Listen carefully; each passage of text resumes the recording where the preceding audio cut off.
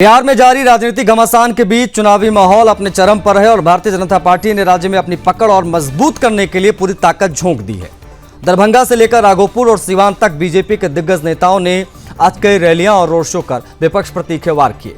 दरभंगा बिहार से शुरुआत करते हैं। जी हां, उत्तर प्रदेश के मुख्यमंत्री योगी आदित्यनाथ ने एक भव्य रोड शो यहां पर किया, जिसकी तस्वीर हम आपको दिखा रहे हैं। योगी आदित्यनाथ के रोड शो में लोगों की भारी भीड़ उमड़ी। समर्थकों ने जय श्री राम, भारत माता की जय के नारे लगाए। पूरा माहौल देशभक्ति के रंग में रंग गया।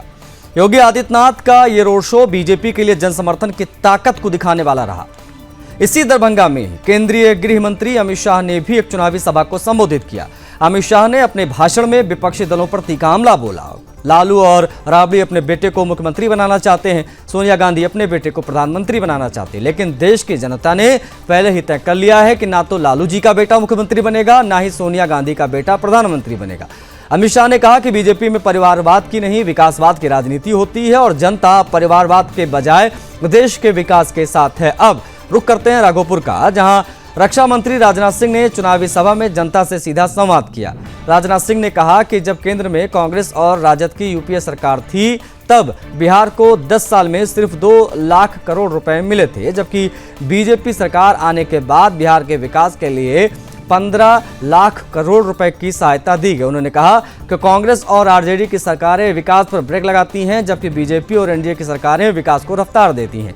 सिवान की ओर बढ़ते हैं, जहां असम के मुख्यमंत्री हेमंत बिस्वा शर्मा ने अपने अंदाज में विपक्ष पर निशाना साधा। उन्होंने कहा कि रघुनाथपुर में शहाबुद्दीन और उनके परिवार ने हत्याओं में गिनीज वर्ल्ड रिकॉर्ड बनाया। अब इस कलंक को मिटाना होगा। उन्होंने आगे कहा कि जब राम मंदिर आंदोलन शुरू हुआ, तब लोगों को लगता कि लालू और मुलायम के रहते मंदिर नहीं बनेगा, लेकिन प्रधानमंत्री मोदी और अमित शाह ने दिखा दिया कि अगर देश में लालू और मुलायम हैं, तो इस देश में मोदी और अमित शाह भी हैं। हेमंत बिस्वा शर्मा का यह बयान भाजपा की वैचारिक लड़ाई और उनके हिंदुत्ववादी एजेंडे का स्पष्ट संदेश है। इस बीच सिवान में ही दिल्ली के मुख्यमंत्री रेखा गुप्ता ने भी सभा की। उन्होंने कहा कि सिवान की जनता एनडीए के साथ है। प्रधानमंत्री मोदी और नीतीश कुमार के नेतृत्व में बनने वाली सरकार बिहार को नई गति देगी। रेखा गुप्ता ने जनता से अपील की कि वे बिहार में फिर से एनडीए की सरकार लाएं, ताकि राज्य में विकास की रफ्तार और तेज हो। दरअसल तमाम बयानों और रैलियों से साफ है कि बिहार का चुनाव अब पूरी तरीके से हाई वोल्टेज मोड पर है। बीजेपी ने अपने बड़े नेताओं को मैदान में उतार दिया। विपक्ष को घेरने के लिए हर मंच का इस्तेमाल किया गया। आने वाले दिनों में यह सियासी संग्राम और तेज होने वाला है।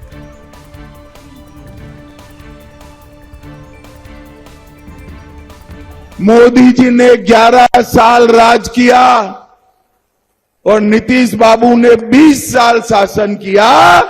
नीतीश बाबू और मोदी जी पर 4 आने का भी भ्रष्टाचार का आरोप नहीं हुआ है।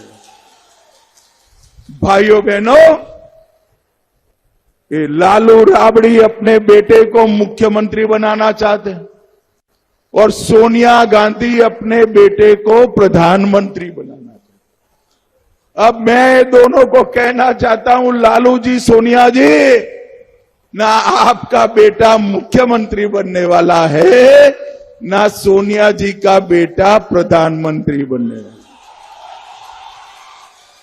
यहां पर बिहार में नीतीश जी सीएम बने हुए हैं और दिल्ली में मोदी जी पीएम बने हुए हैं। इन लोगों के लिए कुर्सी खाली नहीं है, वैकेंसी ही नहीं है। हमारा असम में अभी अभी हमने मोदी जी किए थे। हमारा असम में बिहू का डांस होते हैं। बिहू का डांस में हम लोगों ने मोदी जी का सामने गिनीज वर्ल्ड रिकॉर्ड बनाया। फिर असम में हमारे झूमुर डांस होते हैं, उसका ऊपर मैंने मोदी जी को बुलाया और मोदी जी का सामने हमारा लोगों ने गिनीज वर्ल्ड रिकॉर्ड बनाया। लेकिन